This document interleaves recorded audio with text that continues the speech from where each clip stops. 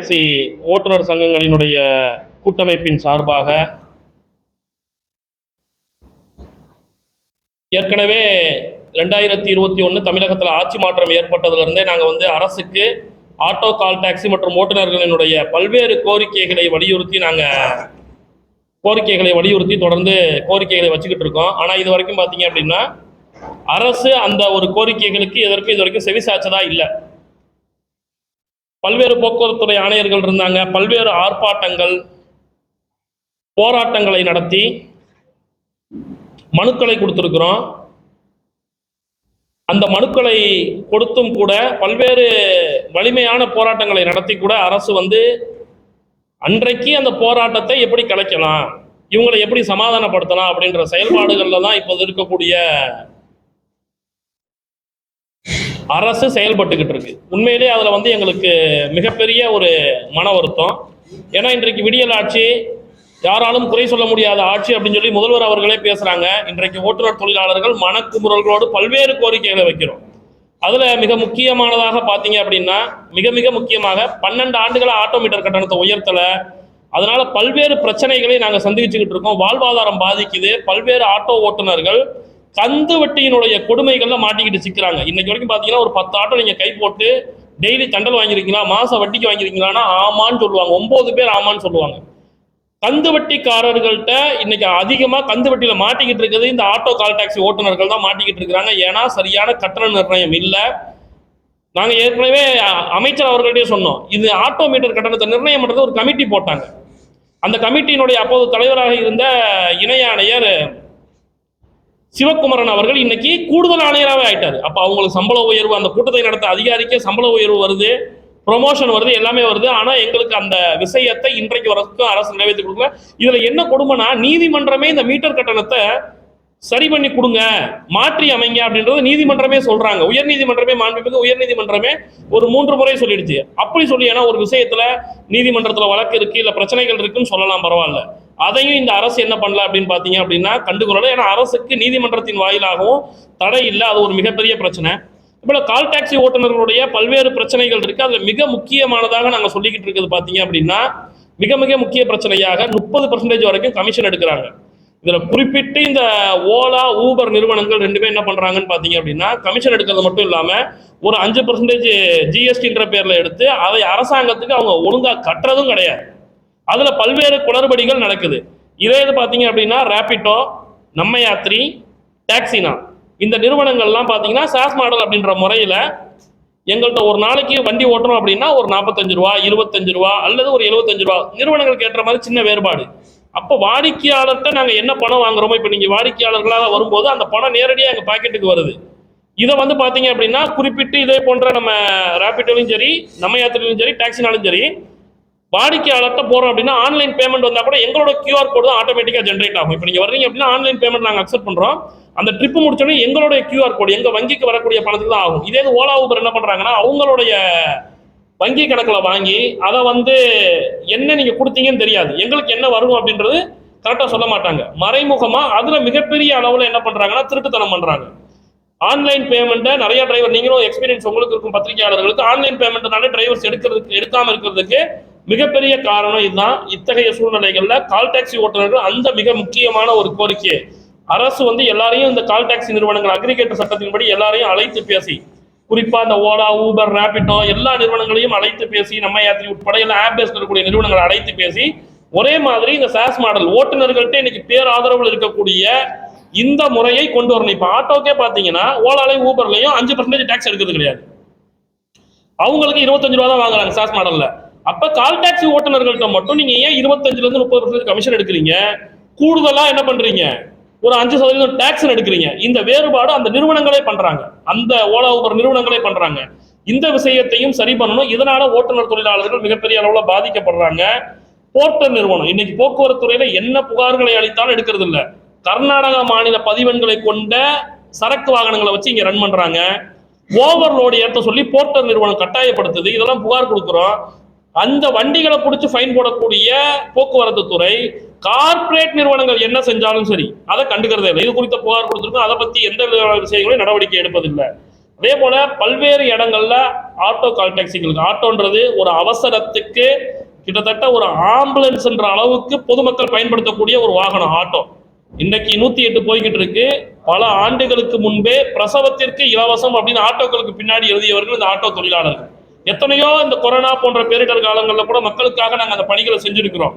அப்படி இருக்கும்போது இந்த ஆட்டோக்கள் ஒரு அவசரத்துக்கு போகும்போது ஏதாவது சின்ன இடங்கள்ல கூட லைனை தாண்டிட்டாங்கன்னு ஃபைன் போடுறது, ஒரு நாளைக்கு ஒரு ஃபைன் போட்டா கூட பரவாயில்ல, 2-3 ஃபைன் போடுறது.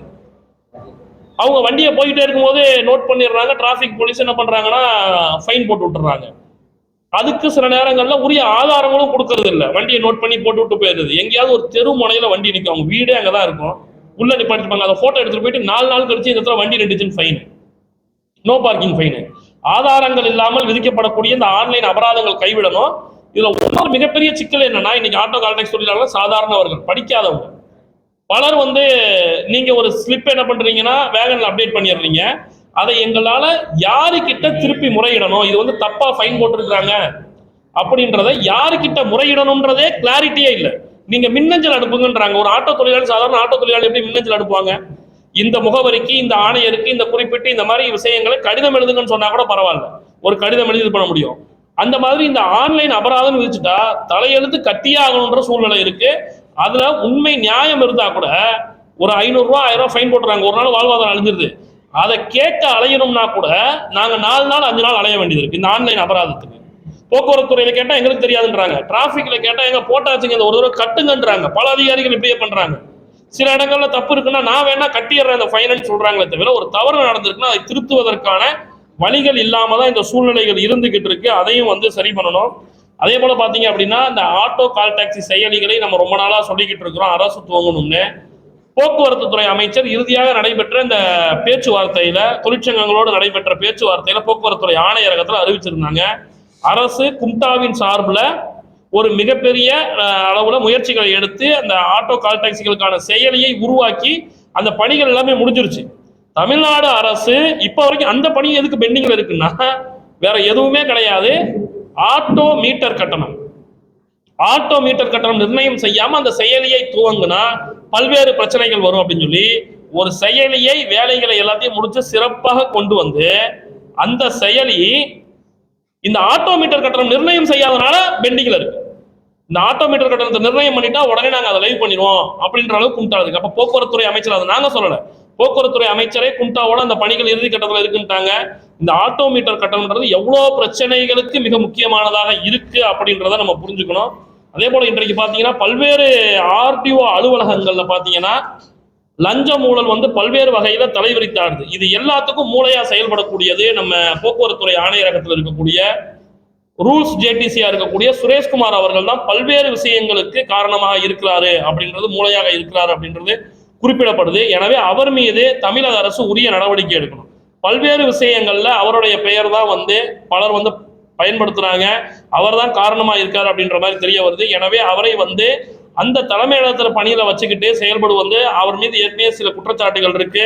அப்படி இருக்கும் போது அதை அரசு உடனடியாக ஒரு நடவடிக்கை எடுத்து, அவர் ஆணையரை விட அந்த அதிகாரத்துல இருந்துகிட்டு ரூல்ஸ் ஜேடிசி போக்குவரத்து துறை ஆணையரை விட அதிகாரம் மிக்கவரை போன்ற அங்க செயல்படுறாரு. எனவே அரசு அதை கண்காணித்து அவர் மீது உரிய நடவடிக்கை எடுக்கணும். இந்த கோரிக்கைகளை எல்லாத்தையும் வலியுறுத்தி கிட்டத்தட்ட 1 லட்சத்திற்கும் மேற்பட்ட செயலி வடிவில் இயங்கக்கூடிய மற்றும் இந்த ஸ்டாண்டுகளில் இயங்கக்கூடிய ஆட்டோ கால் டாக்ஸிகள் வருகின்ற 19ஆம் தேதி ஒரு பொது வேலை நிறுத்தத்தில் ஈடுபட போறோம். இதை தாண்டி அன்றைக்கு ராஜரத்ன ஸ்டேடியத்தில் நாங்கள் எல்லாரும் ஒன்று கூடி எங்களுடைய ஓட்டுநர் உரிமம், எங்களுடைய வாக்காளர் அடையாள அட்டை, அதே போல எங்களுடைய வாகனத்துக்கு கொடுத்திருக்கக்கூடிய பர்மிட், சரிங்களா? ஏன்னு பாத்தீங்கன்னா நாங்க ரொம்ப நாளா கேட்டுட்டு இருக்கோம், இந்த பைக் டாக்ஸியை முறைப்படுத்தணுன்றதையும் கேட்டுட்டு இருக்கோம். மஞ்சள் போர்டு கொடுங்க, ஏன்னா இன்னைக்கு பயணிகள் பயன்படுத்துறாங்கன்றீங்க, மத்திய அரசினுடைய வழிகாட்டுதல்ன்றீங்க, சரி ரெகுலேட் பண்ணுங்க, முறைப்படுத்துங்கன்னு சொல்றோம். அப்ப அதையாவது முறைப்படுத்தணும், தொழிலாளிக்குள்ள இந்த பிரச்சனைகள் இல்லாம இருக்கும். இதையெல்லாம் வலியுறுத்தி இந்த கோரிக்கைகள் எதையும் செய்யாத தமிழக அரசை கண்டித்து தலைமைச் செயலாளரை சந்தித்து நாங்க ஓட்டு போறதுக்கு தயாரான எங்க வாக்காளர் அடையாள அட்டையை திருப்பி கொடுத்துறோம். 26க்கு நாங்க ஓட்டு போறதுக்கு தயாரான எங்களுடைய வாக்காளர் அட்டையை ரத்து பண்ணுங்க, எங்களுடைய டிரைவிங் லைசன்ஸ் கொடுத்துறோம், தொழிலே போச்சு, நாங்க டிரைவிங் லைசன்ஸ் வச்சு என்ன பண்ண போறோம், அதே போல எங்க வாகனத்துக்கான பர்மிட்டை கொடுத்துறோம், அதையும் நீங்க ஓன் போர்டை மாத்தி கொடுத்துருங்க, இல்ல வாங்கி வச்சுக்கோங்க, எங்க வாகனங்கள்லாம் பறிமுதல் செஞ்சுக்கோங்க. 19ஆம் தேதி ராஜரத்னம் ஸ்டேடியத்தில் ஒன்று கூடி எங்களுடைய ஆவணங்களை தலைமைச் செயலாளரிடம் ஒப்படைத்து நாங்கள் போராட்டத்தில் ஈடுபட போனோம். இது விஷயமாக அரசு உடனடியாக ஏதாவது நடவடிக்கைகளை எடுத்து எங்களுடைய இப்போ நேற்று வரைக்கும் கூட நாங்கள் ஏன் காத்திருந்தோம்னா இந்த பட்ஜெட் கூட்டத்தொடர்லையாவது ஏதாவது அறிவிப்புகள் வரும் ஆட்டோமீட்டர் கட்டணம் சம்பந்தமாக. நேற்று உணவு டெலிவரி பண்றவங்களுக்கு 20,000 ரூபாய்க்கு வண்டி வாங்க மானியம் கொடுப்போம்னு சொல்றீங்க. அந்த வண்டியே டீ போர்டில் தான் இயங்கணும்னு சொல்லி கர்நாடகா போன்ற மாநிலங்கள்ல எல்லோ போர்டில் தான் இயங்கணும்னு சொல்லி அந்த தொழில் ரீதியாக பயன்படுத்தக்கூடிய டூ வீலருக்கே ஃபைன் போட்டுக்கிட்டு இருக்கிறாங்க. மத்திய அரசு உங்களுக்கு தெளிவாக சொல்லியிருக்கு, கான்ட்ராக்ட் கேரேஜில் தான் டூ வீலருக்கு பர்மிட் கொடுக்கணும், கான்ட்ராக்ட் கேரேஜில் நீங்கள் பர்மிட் கொடுக்கணும்னு சொல்லிட்டாங்க. அதையெல்லாம் மீறி செயல்படும் போது நீங்கள் அதுக்கு மானியம் அறிவிக்கிறீங்க. எங்களுக்கு மானியம் ஏதாவது அறிவிக்க வேண்டியது இருக்கா? ஆட்டோமீட்டர் கட்டணத்தை மாற்றி ஒரு ஜியோ போட்டா எங்களுடைய அனைத்து மீட்டர்களையும் நாங்கள் திருத்திக்க தயாரா இருக்கிறோம். நவீன டிஜிட்டல் மீட்டர் கொடுக்கும்போது கூட புது ஆட்டோக்கள் வரும்போது அதுல இன்க்ளூட் பண்ணிருங்க, கம்பல்சரி ஆக்கிருங்க. மீதம் இருக்கக்கூடிய ஆட்டோக்களுக்கு நீங்க படிப்படியா கொடுங்க, நாங்க நவீன டிஜிட்டல் மீட்டருக்கு மாறுறோம். இல்ல இந்த குண்டா செயலியை கொண்டு வந்துட்டீங்கன்னா அதுலயே தீர்வு வந்துடும் சொல்றோம். இதை எதையுமே கண்டுக்கிறனால எங்களுடைய ஆவணங்களை திரும்ப ஒப்படைத்து இந்த நாட்டுல வாழ்றதுக்கு எங்களுக்கு வாழ்வாதாரம் இல்லை. எங்களுக்கு தமிழக அரசு தகுதி இல்லைன்னு சொல்லுது. ஏன்னா விடியல் ஆட்சின்னு சொல்லக்கூடிய முதல்வர், குறை சொல்ல முடியாத ஆட்சியை செய்யணும்னு சொல்லக்கூடிய முதல்வர் பிங்க் ஆட்டோ கொடுத்துருக்காங்க.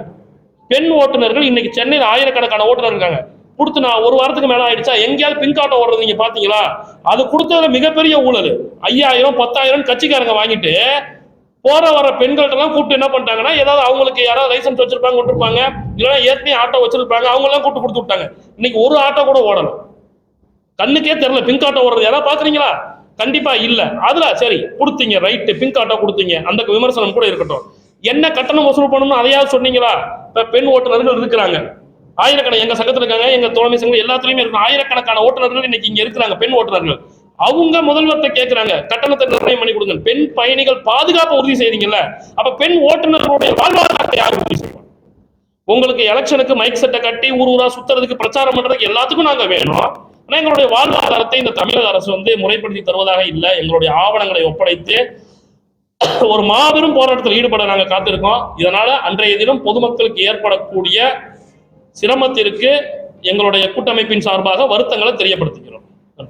தொழிற்சங்கம், புதிய அக்னி சிறைகள், அப்துல் கலாம் உழைக்கும் மக்கள் தொழிற்சங்கம், தக்குவா இஸ்லாமிய ஆட்டோ ஓட்டுநர் தொழிற்சங்கம், சென்னை பீனிக்ஸ் சிறைகள் ஆட்டோ ஓட்டுநர் தொழிற்சங்கம், வெற்றி நிச்சயம் தொழிற்சங்கம், அதுபோல் போராளிகள், இந்த அனைத்து சங்கங்களும் ஒரு கூட்டமைப்பாக நாங்கள் செயல்பட்டு இருக்கோம். இதுக்கு முன்பு பல போராட்டங்கள் நடத்திருக்கிறோம். இந்த போராட்டத்தில் முக்கியமான விஷயமே ஆட்டோமீட்டர் கட்டணம் உடனடியாக அமல்படுத்த வேண்டும். இது சம்பந்தமா ஒரு 15 நாளைக்கு முன்னாடி போக்குவரத்து அமைச்சர் பேச்சுவார்த்தை நடத்துறாங்க. நாங்கள் போக்குவரத்து மானியத்தப்ப ஏதாவது அறிவிப்பு வரும்ன்றதுக்காக தான் வெயிட்டிங்ல இருந்தோம். நேற்று ஒண்ணுமே வரல. அதனால உடனடியாக அந்த போராட்டத்தை அறிவிச்சிருக்கிறோம். அது மாதிரி வருகின்ற 19ஆம் தேதி காலையில் 6 மணி முதல் மாலை 6 மணி வரலாம் ஆட்டோ, கால் டாக்ஸி, குட்டியான எதுவுமே ஓடாது.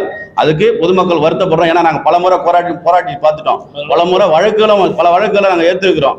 இது உடனடியாக அமல்படுத்துகின்ற முறைக்கு அனைத்து கூட்டமைப்பு சங்கங்களும் இது இங்க கூட இன்னமும் தமிழ்நாடுல இருக்கக்கூடிய அனைத்து சங்கமும் கூட்டமைப்பு, அவங்க ஒரு கூட்டமைப்பா இருக்காங்க. எல்லாருமே சேர்ந்து பேசிதான் இந்த போராட்டத்தை அறிவிச்சிருக்கிறோம். அதுலயும் அவங்க சிஐடி, எல்பிஎஃப் எல்லாமே கலந்துக்கிறாங்க. எங்க கூட்டம் சார்பா எல்லாருமே சேர்ந்து இந்த போராட்டத்தை அறிவிச்சிருக்கிறோம். முக்கியமா ஏதாவது ஒரு கோரிக்கை நிறைவேற்றினா கண்டிப்பா இதை வாபஸ் பெற வாய்ப்பு இருக்கு. அது வரலாம் வாபஸ் பெற வாய்ப்பே இல்லை.